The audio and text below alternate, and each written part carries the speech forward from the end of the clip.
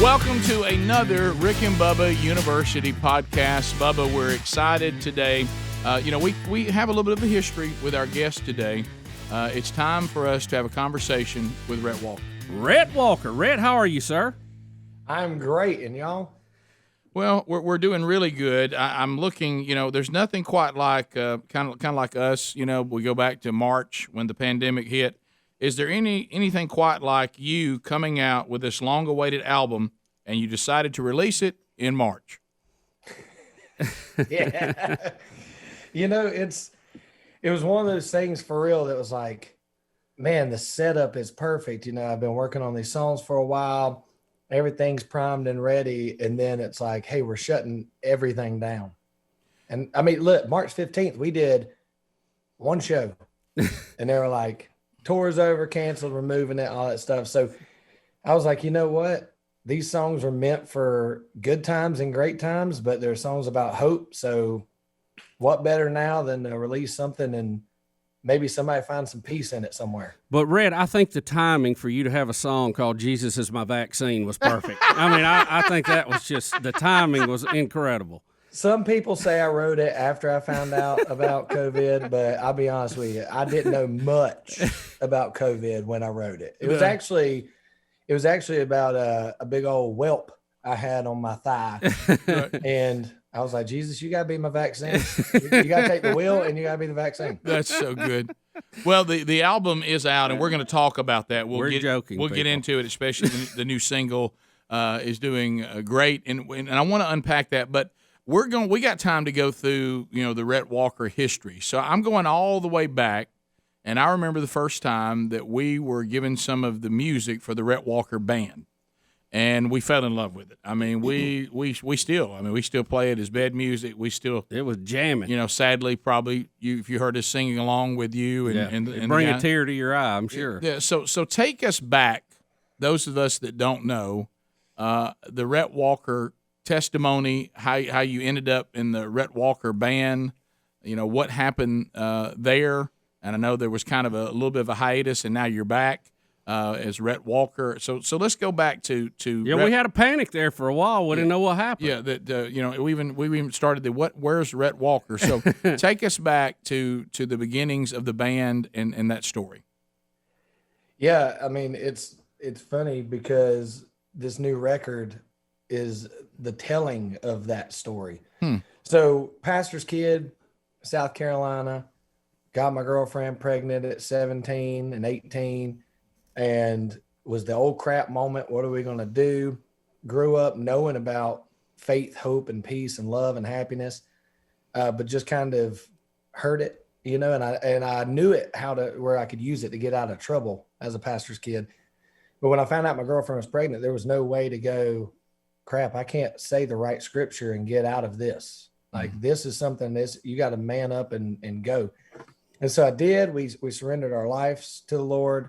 We said, God, whatever you want to do with our lives. And we surrendered that baby because we knew left alone, we would mess that up. And so we made a promise, me and my wife, April, we made a promise to ourselves and to God and said, whatever you want, we're going to be faithful and we're going to chase after it. And what they ended up being was music. And so I started writing songs and, kind of perfecting my craft as best as I could. And my first single was When Mercy Found Me. And they got nominated for a Grammy, and it was go time. And that was 2012, I think that was. Mm-hmm. And so we hit the road, but what people didn't realize is being babies having babies. And this is my ministry, right? But it's also my job. And so being babies having babies and not having any money, a dime to our name, you don't leave money on the table. And so every show, I never turned down a show. I never turned down an opportunity. And man, honestly, at the end of the day, I was exhausted and I didn't steward what was being put in front of me very well and know how to take time for myself. So about 2000, we put out 2 records, had great success. And about 2016, I was done. And I didn't realize at the time I was just exhausted. But I became like the cynical guy real quick, like if a radio single didn't work, it was the label's fault. If booking didn't work, it was their fault. nothing was ever Rhett's fault. It was always, somebody else's fault. Yeah. And when I was like, man, I'm done with this. And I was like, I want to do something else. I don't know what it is. So I took about a year off and got to attend church with my wife because I was usually playing on Sundays. Got to coach my kids, ball games.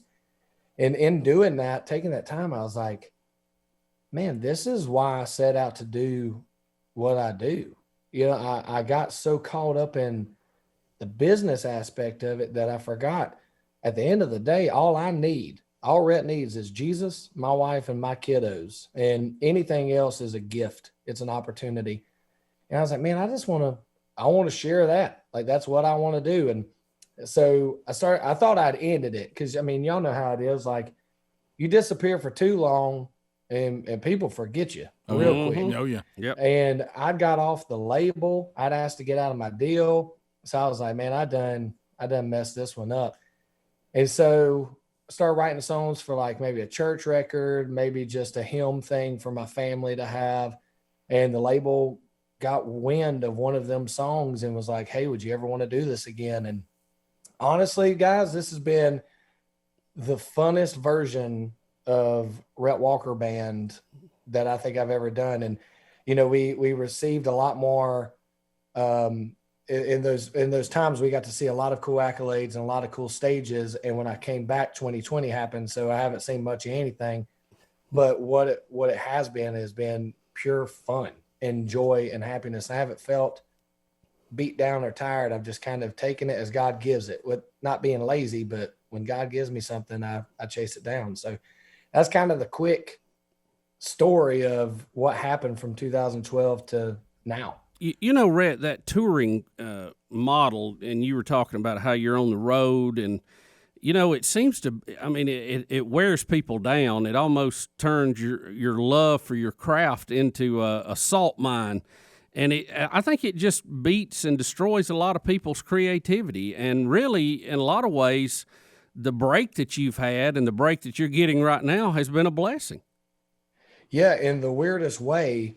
It really has, because, I tried to put it, I was talking with one of my buddies the other day, and he plays baseball, and I said, man, unlike y'all, it's a different game every time you step into a stadium. Like, for us, it's the same set list, and it's the same thing. And then when you have a single, and everybody just was really waiting on you to play that single, it just becomes monotonous, and it's like, man, am I elevator music? Like, what am I doing?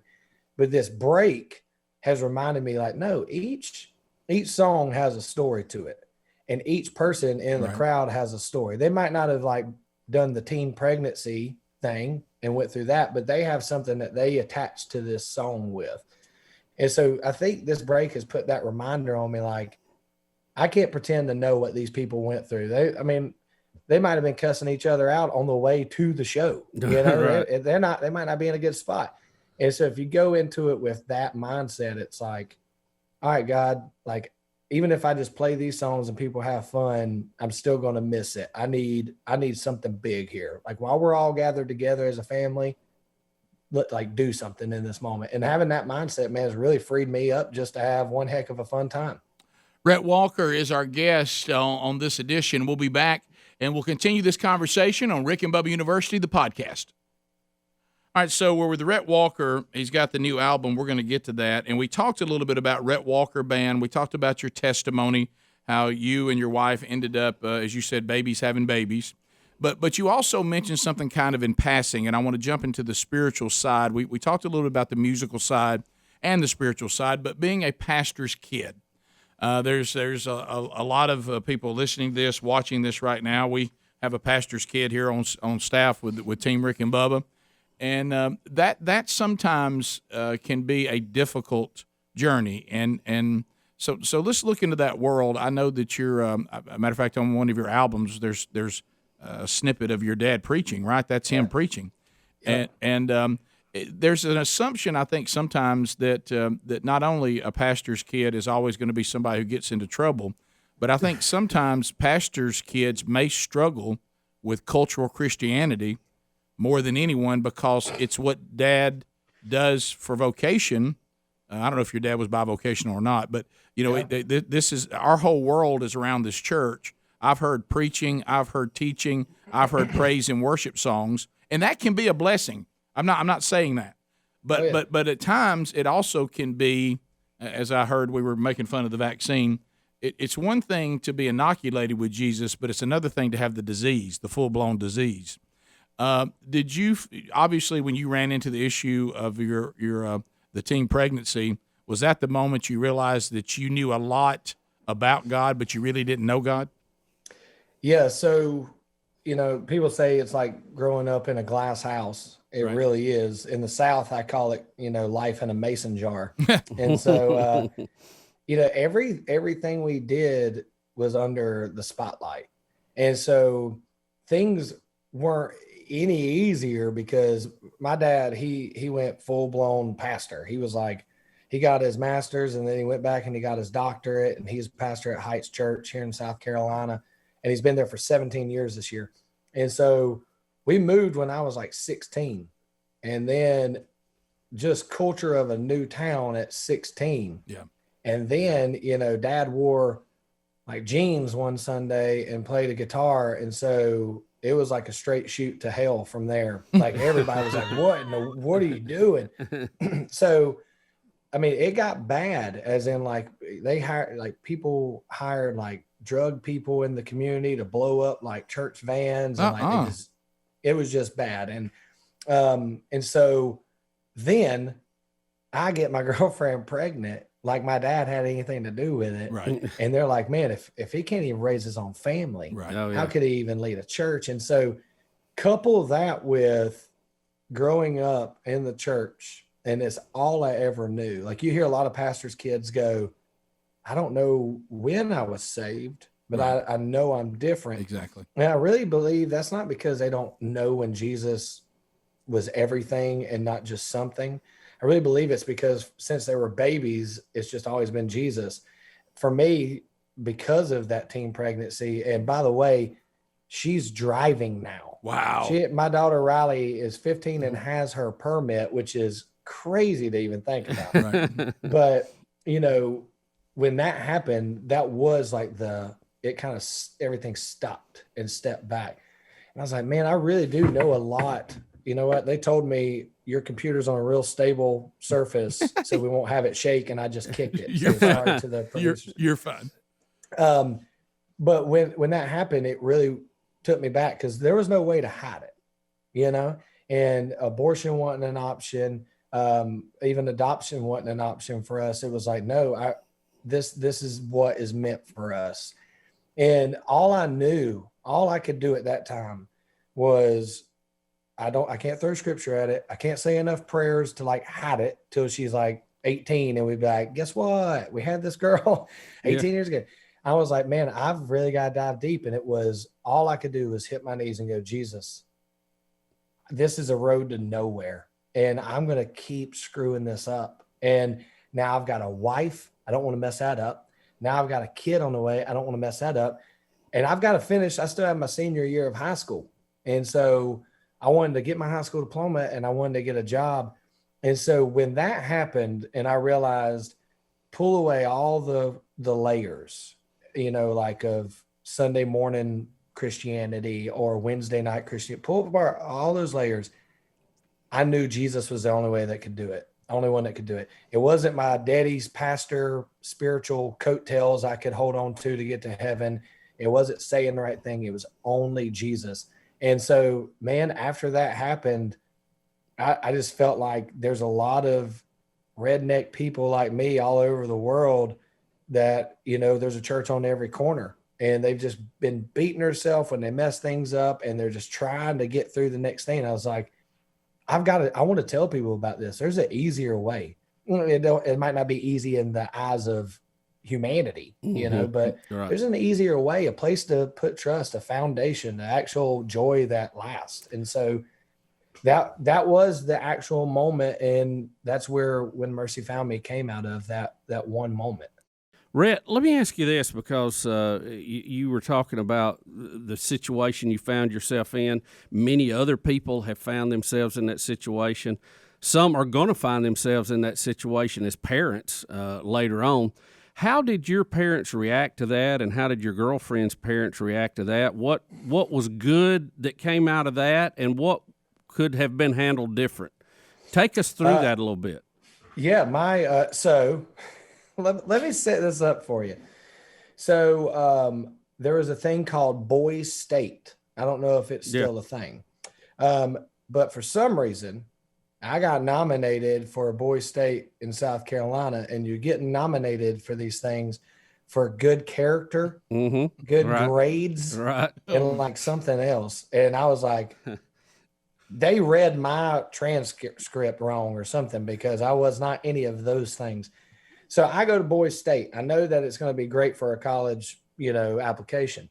And so I told my girlfriend at the time, I said, look, don't tell your parents, because I have to turn my cell phone in when I get here. Like, let me get through this. We'll have it, and it'll help support us. Man, she calls me like a minute in. I ain't even got to give my phone away yet. And she goes, my mom knows. And I was like, oh, man. Okay, here we go. And this guy walks up to me. He goes, hey, young man, I done told you there's no phones here at Boys State. And I said, here, you talk to my girlfriend who her parents just found out she's pregnant. And he was like, never mind. You might want to step outside and take that call. Yeah. Right. So, and we now have a room available for somebody else. Yeah. They were like, oh, yeah, never mind. You can have it. But I couldn't leave unless my parents signed for me to leave. So I called my parents. I was like, I got to come home. And my dad was like, you ain't coming home unless you tell me what it is. And I said, I can't. I got to tell you in person. So he drove to the University of South Carolina, him and my mom. And my mom said she kind of felt like she already knew, which just that mother's instinct, I guess. Yeah. But my mom and dad, my dad straight up told me, he's like, look, you don't have to marry her right now, but you'll forever take care of her and that baby. And I said, I want to marry her. So dad said, go get her. And my mom hugged me. She was crying. And I said, okay, but I need gas to get back to North Augusta. So we stopped at the gas station and filled up my tank, and I went back. And, April's parents were, they were caught off guard. And I'll say, man, I think her dad told me when I said I wanted to be there when April told him. And I think he looked at me and said, I should take you out back and whoop you right now. And I probably said something smart back to him, but that was really the only frustration that was there. I think everybody went into all right, they're wanting to get married and start this. So how do we fix this? Or not fix it, but how do we set it up to win and support? Yeah. And now me and, my in-laws are great friends, and I attend my dad's church, and my sister's the worship leader. And we were in Nashville for 11 years, and the kids didn't have grandparents. So now they're just spoiled rotten, being around grandparents. But man, I honestly can't say I would change anything, because I feel like in everybody kind of being caught off guard, it was like, all right, we support them. We're not just going to watch them fail. And my wife, she had went to a magnet school and was going to be a doctor, and was going to Augusta State. And she had everything set up in front of her that her parents had helped support. And now she's having a baby, and I tried to explain to her parents, it's not my fault. I was just a pastor's kid studying scripture, and she's hot. So it was her fault. And they didn't buy that. I bet they didn't buy that. No one bought that. Well, one of the things though about this, you said, and that stuck in my mind. It's not like we can hide it, but Rhett, this. I do think that is a sign of the foundation that was all around you, but many people do hide it. Many people do go have an abortion, even people that claim to be people of faith, to hide it, get rid of it, and act like it didn't happen. You guys certainly let something get away from you. It's not the way God designed it, but you owned it, and you took responsibility for it. And then both families got involved and said, if you two love each other and you want to get married, we're going to work with you to give you and the baby the best shot. So you made a mistake by God's standard, but you didn't try to hide it and act like that you didn't own it, and you repented of it, and then God made it something beautiful. So you did take responsibility for it, which a lot of people don't. Yeah, well, it went even further. Like, I think when we own up to like issues that show up in our life, and like, by God's standard, we definitely didn't do it right. But when we owned up to it, what people don't realize, they think it's imprisonment when you own up to something, but there's freedom Amen. in that. And so when that happened, her parents supported. Next thing you know, we got the whole church said, we're going to throw your wedding. We want to buy this. We want to do that. I mean, I had so many people at my wedding that I didn't even know personally, just because they were like, hey, whatever we can do to help support this, that's what we want to do. Well, and I think, God shows up in a very real way, and he did through both of your parents in that I think that shows the kind of people they were and where their faith was. And I think a great example, like you said, for other people who will be going through that, you have to make that decision. I've always thought you don't want to make two mistakes out of one mistake, but the fact that you guys knew you wanted to be married, you loved each other, they came together and took what could have been a terrible negative and made it positive, and here you are today. Yeah. It's one thing to be pro-birth. What these people proved is that they really are pro-life. Yep. Rhett Walker is our guest. We'll continue our conversation when we come back on Rick and Bubba University, the podcast. So let's talk about overpaying for insurance. You don't want to do that. And Bubba, you and I right now know that we have the best deal out there because of Gabby.com. And when you go to Gabby.com, it's not going to cost you anything. And a lot of times we get into auto insurance, we get into homeowners insurance, and we're really just doing a generational thing. This is who mom and daddy had used. This is who I'm going to use. And it may be that the company that your family's been using for generations is the best, but you need to know. And I'm telling you right now, Gabby.com, you go there, Gabi, and you will give them your information. No charge to you at all. They don't sell your information. They will then take your coverage on your automobile and your phone, and your home, and then they'll show you 40 other insurance companies that are going to give you the exact same coverage, but they may be giving you the coverage for less. Stop overpaying for car and homeowners insurance. Take a look to see where you stand. Progressive, Nationwide, Travelers, Farmers, they're all listed there. And you get to see these quotes. They pop up so quick, and it's easy just to look and say, I'm overpaying. People are saving, Bubba, in our audience, about $825 per year on average, some more. So take advantage of this now. And again, they're not going to sell you information. So go to Gabby.com right now. Stop overpaying for car and homeowners insurance. And you may find out that you're paying the right rate. Gabby.com/Rick Bubba. That's Gabi.com/Rick Bubba. So we're talking with Rhett Walker, and we've gone back in the past. You guys were out, Rhett Walker Band. You had the first album, then the second album. You played here on the Rick and Bubba Show. He said he remembered one time he played in here with Bello the Clown. Yes. Yes. And love the music style. It's just your style of music and my style of music are so similar. I mean, "Make Me New" is one of my favorite songs of all time. I like that sound, kind of like Johnny Cash. They're like a train running, don, and coming down the track, and just love it. But I know with you guys going out there, when you're doing music, you really took the same approach that kind of like we have to this show. People say, well, you do Christian radio? And we're like, well, I got nothing against Christian radio. It all belongs to God. We're Christians who do radio. So, we talk about Jesus, and we talk about things from a biblical worldview. But we're out there on secular radio and podcast and YouTube and all of that. And I know with the style of music that you have produced, you're a Christian who writes songs about what matters to you. And I don't know why we have to take Christian artists and put them in their own category. We don't say, over here on the drug chart, these songs are all about drugs. and over here on the premarital sex chart, we have this, Chart. Yeah, it's so, but boy, if you write anything that's faith-based, you have to go stand over in your little corner and say, this is where you are. So let's talk about the album now. You said this album, this brand new album that just released in March, and of course we had the Believer was the first single, and somebody sent that to me immediately because they knew how much we loved what you guys had done and what you do as an artist, and loved it. And then, of course, you get ready for Good to Me, which is out now. But, when Believer came out, then COVID hit. So about the time we were all saying Rhett Walker's back, he's back, and then he's gone. But he can't. Yeah, play. We were saying it from our bunkers. Yeah, he can't play anywhere. So now Good to Me is out. People are loving it. I'm assuming you're getting to do. Are you getting to do any performances with this album at all? So we did 3 this year. All right. Wow. So it was crazy because Believer surpassed on chart wise. Come to the River and When Mercy Found Me. It spent 25 weeks in the top 10. And so we were coming into 2020 like, let's go, you know? And we played three full band shows this year.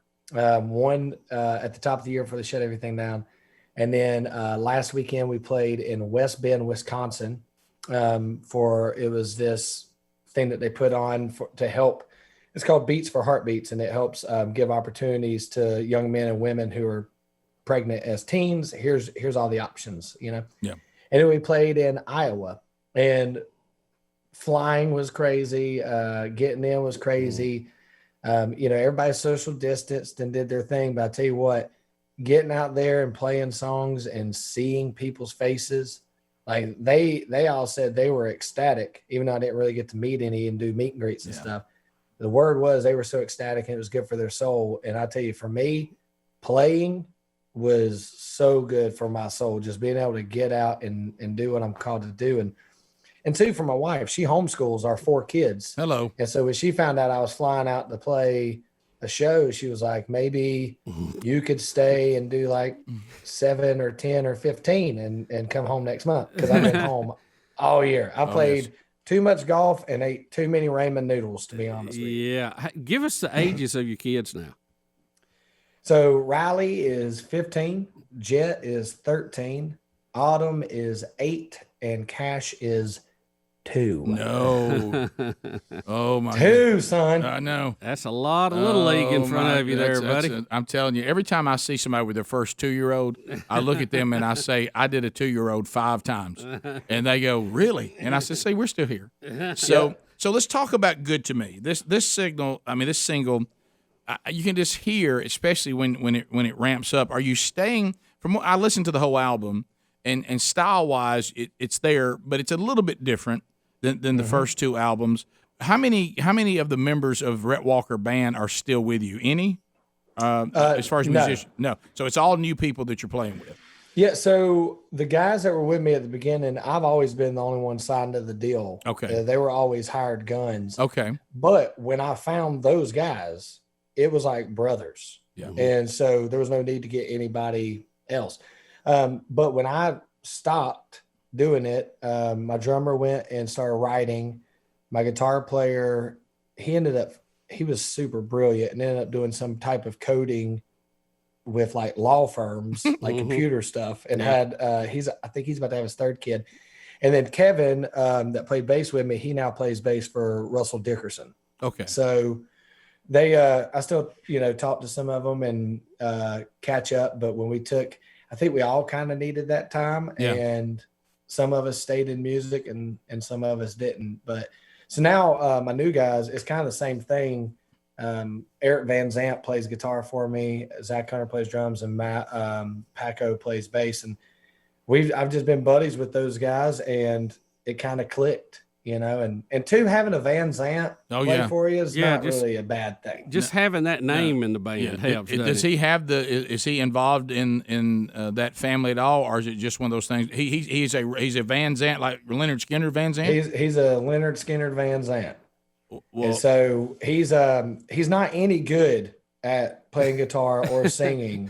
I simply got him because he's a Van Zant. He's not even a good-looking guy. We just make him stand in the back. Just marketing, man. No, he's insanely talented. I don't play guitar when he's around. Okay. I don't want to look like an idiot. So, so Good to Me, this new single. I listened to it, and you can just hear you really, because guys, let's face it. When we look to that cross and we look at what we deserve versus what Jesus has given us, and then every time I hear that in the song, you've been good to me, because really we got no complaint with him. I mean, now he's got a lot of complaints with us, but we got zero complaints to him. That's what I took away from the song at the heart of it all, is you generally saying, you sure have always been good to me. Yeah. Well, I heard somebody say a lot of times in life when people get sick, or, my aunt has lupus and Crohn's, and like, she's probably the sweetest person you'd ever meet, like of all people, And so Christians tend to say, why does bad things happen to good people? And this person flipped it and said, it's actually, why does good things happen to bad people? No question. Right. No question. Because if we were to be given what we deserve right now, it is death, and it is hell, and it is, you're done, son. Because there's nothing we could do to achieve. There's nothing, we even lay our lives down and it's like, God, I can't do this. We bring nothing to the table, But the reason we get what we get is because Jesus paid an ultimate sacrifice. And so, man, looking at taking the break, looking at the frustrations with the industry, becoming the cynical butt of a human, to then going, okay, man, I'm refreshed. I'm reminded this is why God has put me on this path. When I step back and I look, the honest answer before I wrote this song, when I went in, was when I wavered and I moved and I was searching for this over here, or maybe I need to be the next this, or maybe I should be this, or maybe I don't want to do music. Man, when I got to the end of that journey, I was like, golly, God never wavered. Mm-hmm. He remained constant, faithful, proven, and able. And so when I went to write that day, he was like, man, what do you want to write about? You're coming back? Like, are you? I was like, I don't know what I'm doing. I'm just writing. And I said, dude, at the end of the day, in the good times, in the bad times, and now 2020, the corn times, I was like, man, all God has ever been is good. And I can never look back in my life, even being scared as a 17-year-old dad, or, starting my career or ending my career and then getting back in it. Man, God's been good. He's been faithful. And so I try to stay out of the way. And so my hope with this song was that people would have that reminder. But honestly, this whole record I wrote it kind of for myself, even with Believer. So that's just you walking back over, as Paul told us to do at the end of 2 Corinthians. Hey, assess yourself and see if you keep passing the test that you really are part of the faith. And so it sounds like in that song, you're just going through the concept of, you know what? I am a believer. I am a follower of Christ. I have been redeemed. And this is the center of the foundation of my life. Yeah. And, I don't know if we just didn't hear about it as much, but I hear about anxiety, stress, suicide rates are out the chart, like all of these things. And I don't know if maybe I just wasn't in tune with it as a younger man, but now that's all I hear about. And social media has crushed people's lives. And so I was like, dude, all I hear about at shows are people going, I was about to commit suicide and I heard this, or I'm in a dark place, or it's always the bad things. And I told my wife one time, I said, man, we love to replay everything the enemy tells us. Like it's like we try to fight that, and we end up giving those thoughts like a little tunnel straight to the front of our mind, where it's always this like, oh my gosh, moment. I said, I got to do better at reminding myself who God says I am. And so I wrote that song. When I was writing it, I was like, hey, let's just dumb it down. Like back when I was 17, having a baby on the way, I didn't try to go into a theological conversation with anybody. It was, hey, I am messed up, deserve hell. Jesus is good, paid the ultimate price, and he's coming back for me one day. Here's everything he says I am. And so that's where Believer came out of. And it was just, this is who we are when the world says we're all these other things. Rhett, also, I know that you have jumped into the podcast world too, right? Yep. You will have fun listening to it. You might not get any smarter. That's why I bring my wife onto that. Hey, listen, when I was 17, she was 18, I started my senior year of high school. We homeschooled me, and I went to work, and she did my senior year of high school, and my GPA went up. And so now I bring her on the podcast to show that there is someone wise in our family. But it's called Front Porch Gospel. It's everywhere you listen to the podcast, and I've had a blast doing it. Yeah, you remember the first time Bubba and I were talking about this? Somebody mentioned the word podcast to you. I can remember going, "What are you talking about?" I remember Podcast. for a while, everybody, that's all I heard around here was Podcast. somebody saying, if I'd have Something had a about a nickel for every time I heard podcast, it was like when my kids were little, every time I heard backpack. Right, yeah. You know, okay. I'm like, please don't say the word backpack one more time. Yeah. I just cannot hear it one more time. Rhett, let me ask you this. How often do you publish your podcast, and where do you do it from? How do you put it together? So it's every Monday. And I go from guest. I actually talk about my journey. I brought my dad on, and I wanted to ask him questions from his side.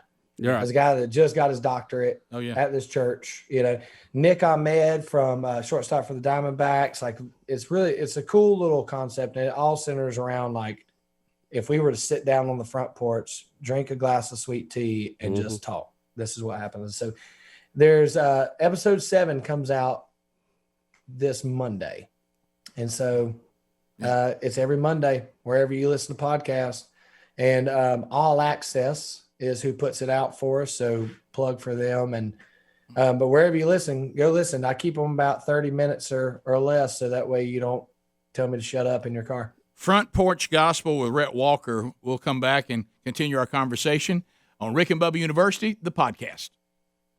All right, talking to Rhett Walker, we talked about, where we've been. We've talked about the new album. We've talked about the new podcast, The Porch Gospel with Rhett Walker, which he publishes on Mondays. I want to ask you this, because you see this a lot when you're dealing with, and I'm going to use the term just because everybody knows, Christian music. And I can tell you through times of speaking at a lot of events and being around different musicians who are part of the Christian music business, and you were in the middle of all that with the first 2 albums.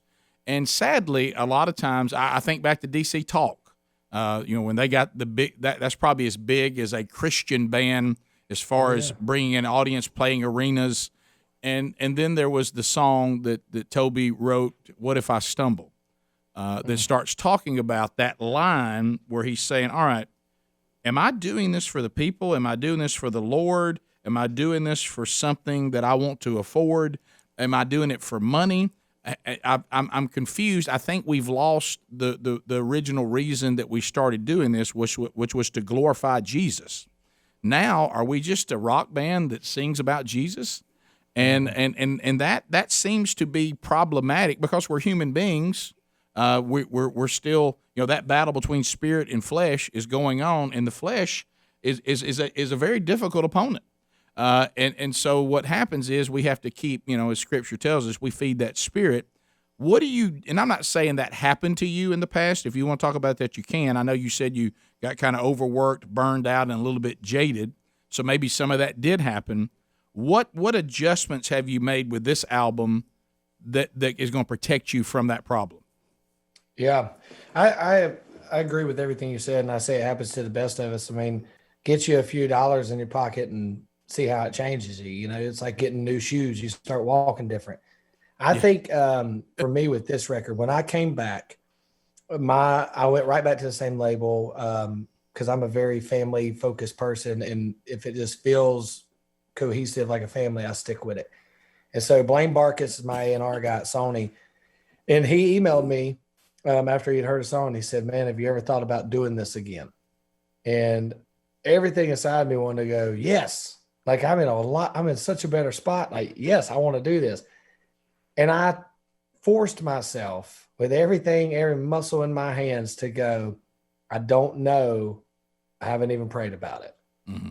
Everything inside me wanted to go, yes. But I was like, you know what? If this is meant to be, this ain't going to shut this down. Mm-hmm. If it's meant to be, God will make it happen. And so I went to my wife and I said, I want you to pray with me about this, because last time, being a product of the South, if something wouldn't happen, you push it out of the way. You just keep on moving. You don't let nothing stop you. And that's good. And that work ethic will get you a long ways. But I realized that sometimes I did that if God had maybe shut the door, and I just kept banging on this door, feeling like I wasn't doing enough to make it happen. So this time, without being lazy, I said, God, I want you to lead it. I want you to take it. I want you to go, and I'm going to follow. And I do a really bad job at following, but this time I can't afford not to. Yep. I'm 33 years old, and I'm a leader of my family, a husband and a dad. And so I did. So that was kind of the biggest parameter. And then 2020 happened, and I was like, man, what a reminder. Like, do we do this because it's a paycheck, like you said, or because I want fame, or I want people to be like, Rhett's cool, or I want to buy a new truck and a boat? Like, what is it?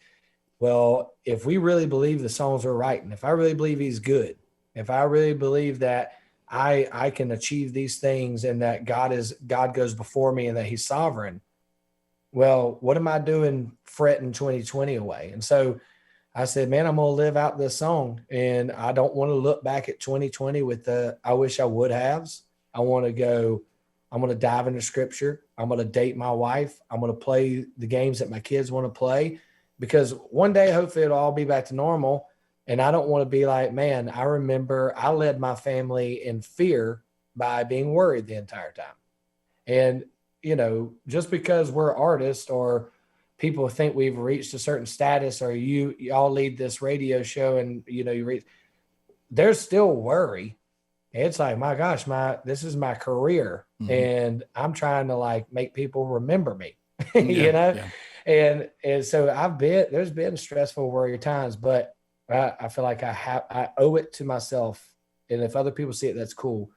But for myself, I've got to walk out what I speak and sing from stage.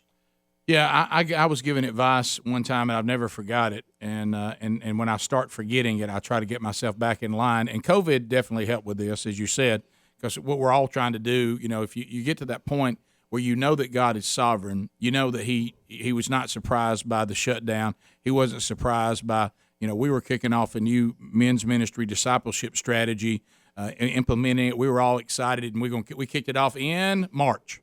And so had about 22 different gatherings of men. I was an empty nester. My last kid was going to college. My wife was going to do work in French-speaking countries, and then going back over into Israel, while I went on the road and did all these speaking engagements. And God just took every bit of that, wadded it up, and threw it in the trash.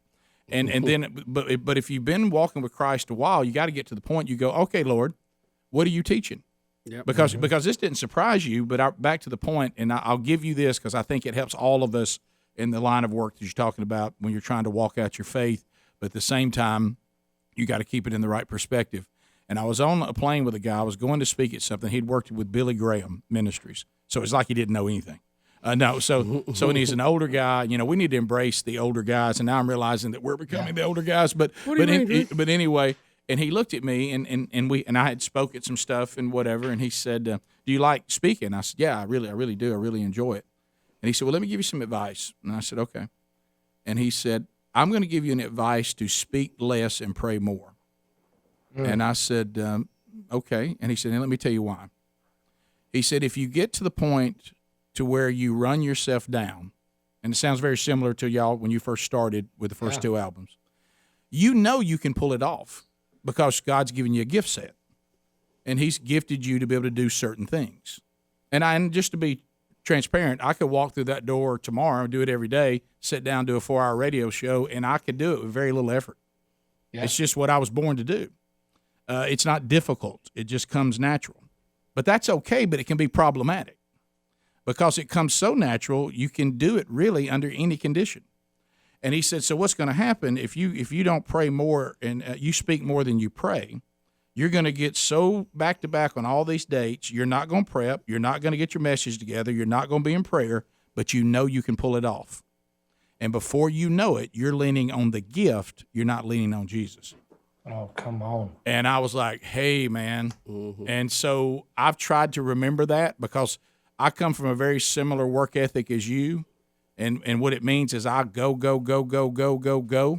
and that can be good because like you say, you can get things done, but sometimes God says, "Be quiet and be still, and know that I am God." And I've learned to try to slow down so I depend on Him, not even the gifts that He may have given us. God, that's good. Yeah. That's so, yeah. I mean, I would say that's a part of, because I just kept going. Yeah. And I knew I could accomplish it. Yep. But it was leaning on the gifts and not on Jesus. And I think that's why I got burnt out with it. No doubt. And you know, the thing though, Rhett, the industry's not set up that way. They want you to tour, and they want you to be at, you know, big cities on weekends and in between stops during the week. And, you know, it's really just, it's not set up that way. So how do you hammer it out so that you, as Rick was saying earlier, you don't get back into that swing? Do you have enough pull? Can you make it happen so that you don't have to be at so many events, or you take a weekend off here or there? How do you do that? What does it look like in real world? Yeah. Yeah. I've learned to say no, honestly. So they wanted, you know, we're going to do some home shows type thing.